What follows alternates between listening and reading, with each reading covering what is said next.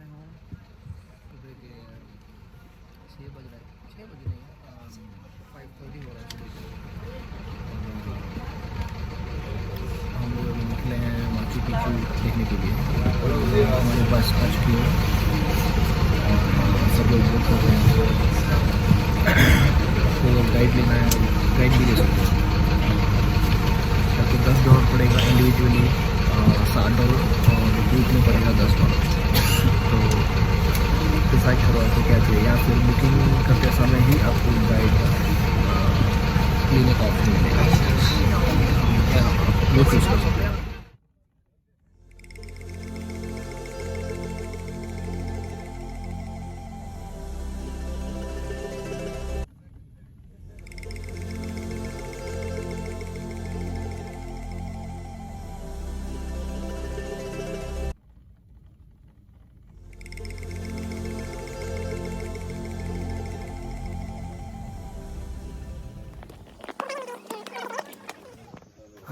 Finally मैं Machu Picchu के अंदर आ गया हूँ।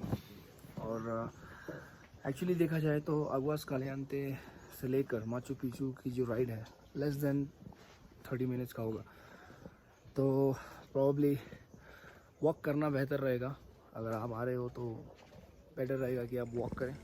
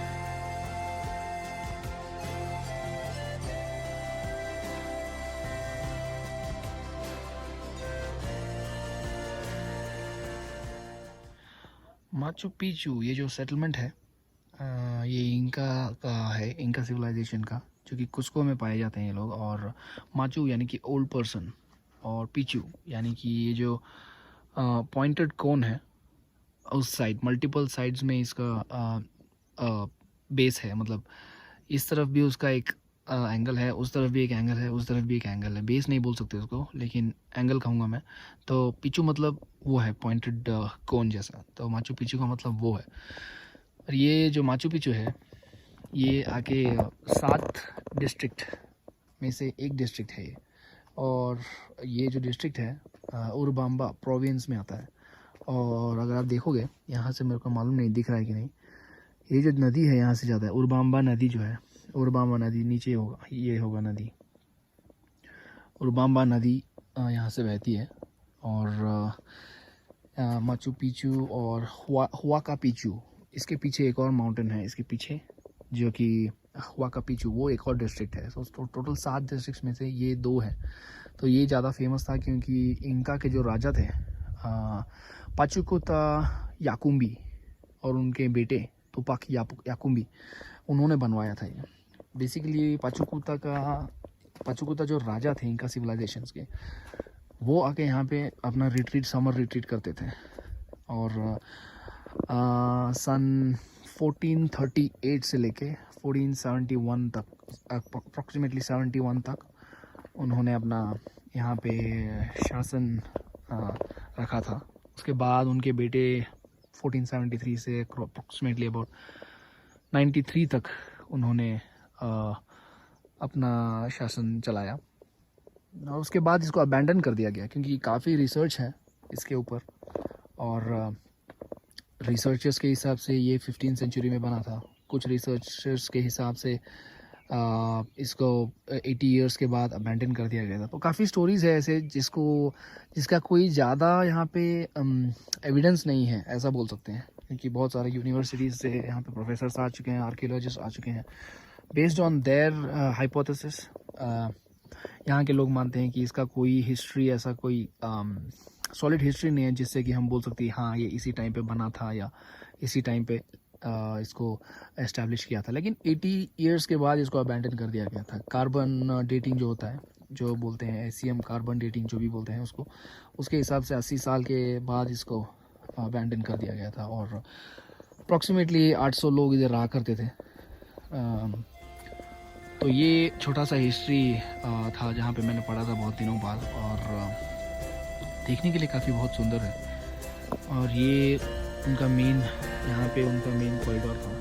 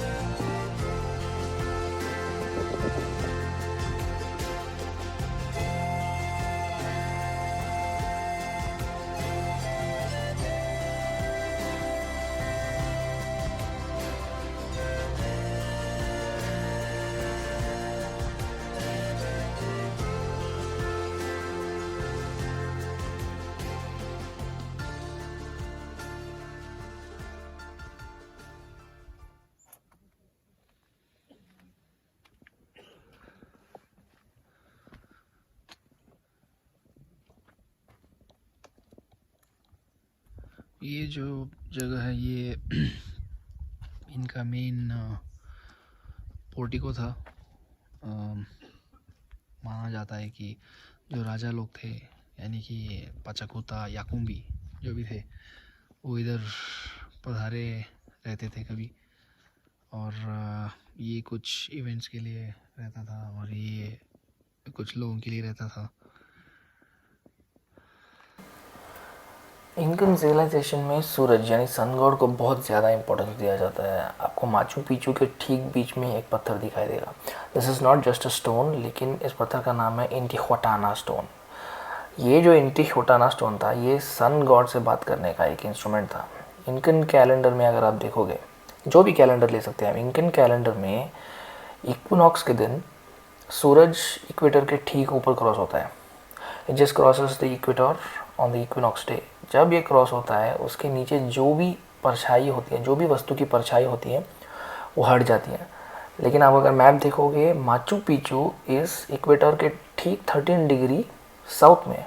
तो इसीलिए सूरज की किरणों को रोक के और परछाई, इस पत्थर की परछाई को हटाने के लिए इंकन लोगों ने इस इंटिहुटाना स्टोन को एग्जैक्टली 13 डिग्रीज पे पूरा स्क्रैप कर दिया। और जब ये स्क्रैप कर दिया तो सीधा सूरज पे पॉइंट करता था। और जब ये सूरज पे पॉइंट करता था, इंकन लोग सूरज गॉड से प्रे करते थे।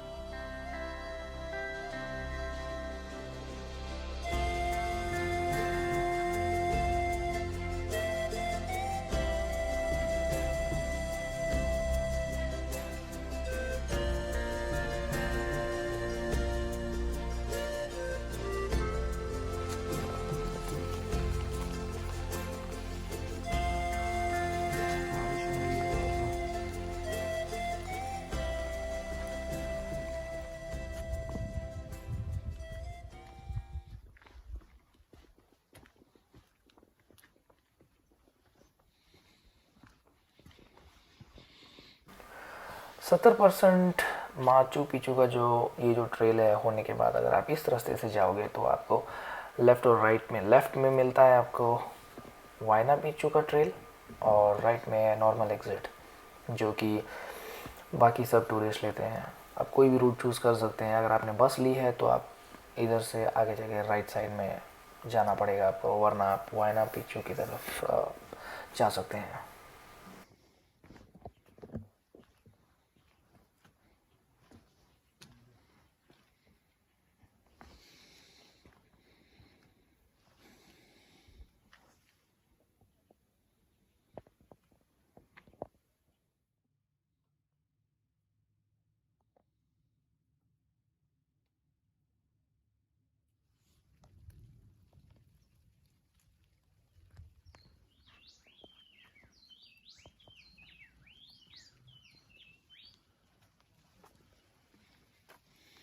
ये सब जो दिख रहा है सब ड्राई स्टोन से बनाया गया है।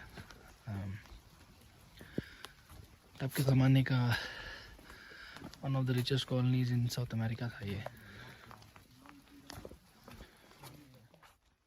अच्छे अच्छे एडवांस्ड स्ट्रक्चर ये लोग बना के चले गए, और इसको मेंटेन करने के लिए कितना कुछ लगता होगा। कोई भी सरकार हो, कितना मुश्किल होता होगा। और फिर भी बहुत खूबसूरत है और सोचने में बहुत हैरानी होती है कि कैसे रहते होंगे पुराने ज़माने में लोग।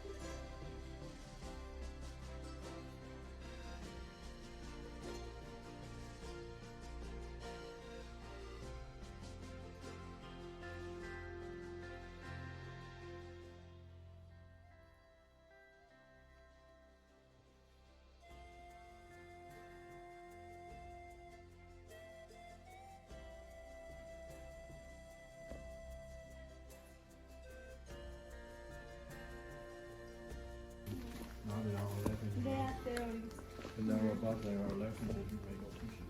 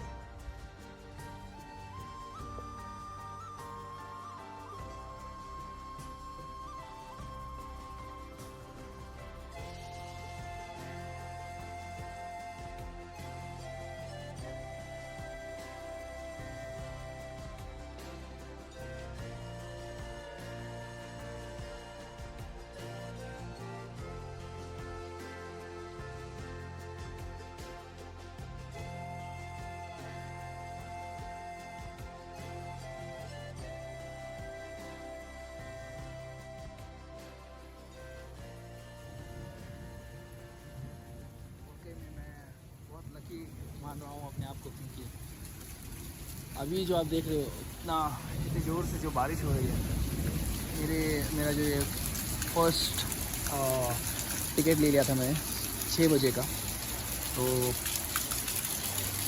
जल्दी से ख़त्म हो गया हमारा, और अभी बारिश हो रहा है, तो अच्छा हुआ कि पहले ले लिया, और आई फील लकी कि मेरा हो गया ये विज़िट।